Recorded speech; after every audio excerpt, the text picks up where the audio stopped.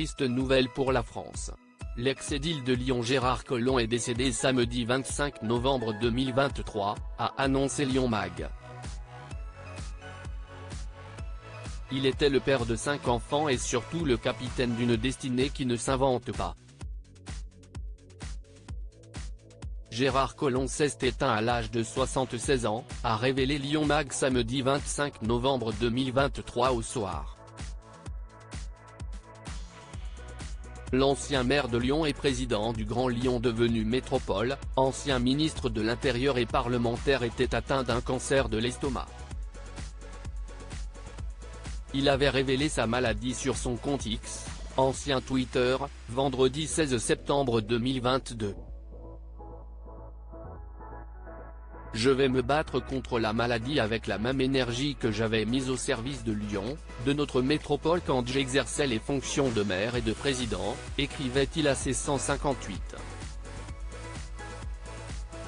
000 abonnés sur le réseau social.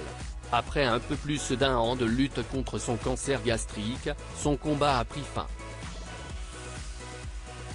Le septuagénaire était reconnu par un grand nombre de Français pour son implication au service de Lyon, une ville qu'il portait dans son cœur. D'abord professeur agrégé de lettres classiques, il s'est fait reconnaître par les habitants de la commune qu'il chérissait tant lorsqu'il a entamé sa carrière politique. Il a fait son entrée au conseil municipal en 1977.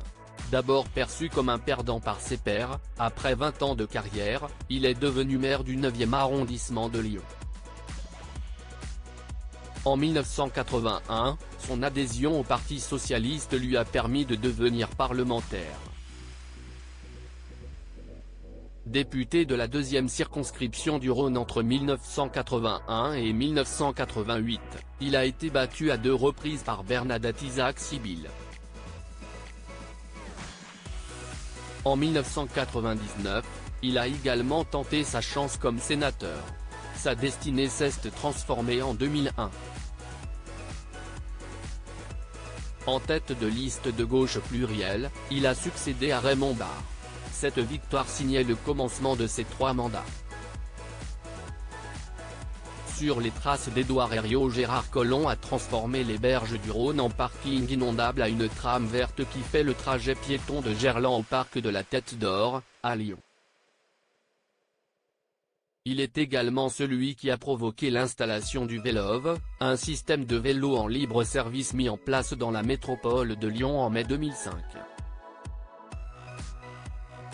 Il est aussi le commanditaire de la Confluence, un quartier post-industriel qui inclut un projet de rénovation urbaine avec des appartements haut de gamme, des bureaux et des parcs.